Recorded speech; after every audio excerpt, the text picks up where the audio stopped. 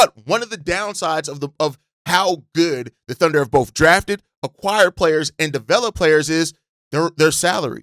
Going into next season, the OKC Thunder right now are slated, if they don't change anything else, that means not even re-signing anybody or drafting their draft picks, they are slated to be $28 million above the second tax apron. This is a team that does not like to pay the luxury tax, right? And that is the thing. Now, I want to be clear here before I even get started on this. If they win another title this year, for all we know, the Oklahoma City Thunder's ownership could say, hey, F that luxury tax. We want to go for a third straight title. You know how rare it is to three-peat? We want to go for that three-peat. We're running it. Everybody's coming back. That is a possibility here, and I want to be clear in that, right? Because we've seen it happen before. Teams are willing to pay. Hell, the Bulls, when they thought that one of the cheapest ownerships in the league that doesn't pay the luxury tax, when they thought they had a championship window open, they were willing to pay the luxury tax. And then because Derrick Rose getting hurt, they immediately rolled that back, right? So a team that could very well win its second title in a row this season, we got to see if they, what happens with the series with the Spurs, that they could very well look at this and say, F it, we're going to pay whatever. It is what it is. We're going to make it back in playoff money, revenue, all that type of stuff.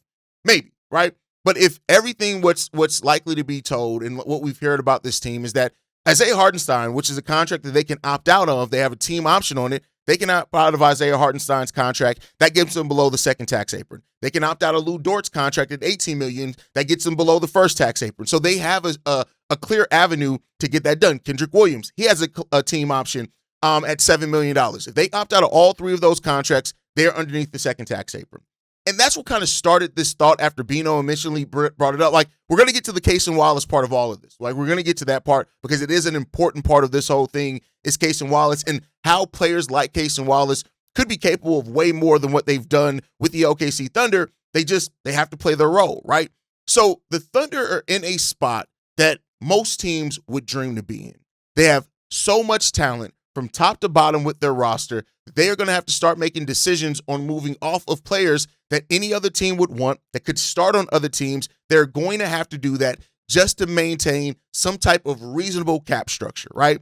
And that's what you have to look at in regards to this one, is that the cap crunch for the OKC Thunder could become an opportunity for Chicago and any other team, right? So I think that the Chicago Bulls, where we talk about how do you use your cap space, if Bryson Graham looks at this restricted free agency, says, I don't want to pay Peyton Watson $35 million.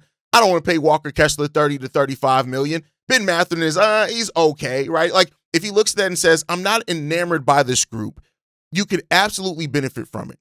The OKC Thunder have built such an elite core that the core is getting expensive and expensive.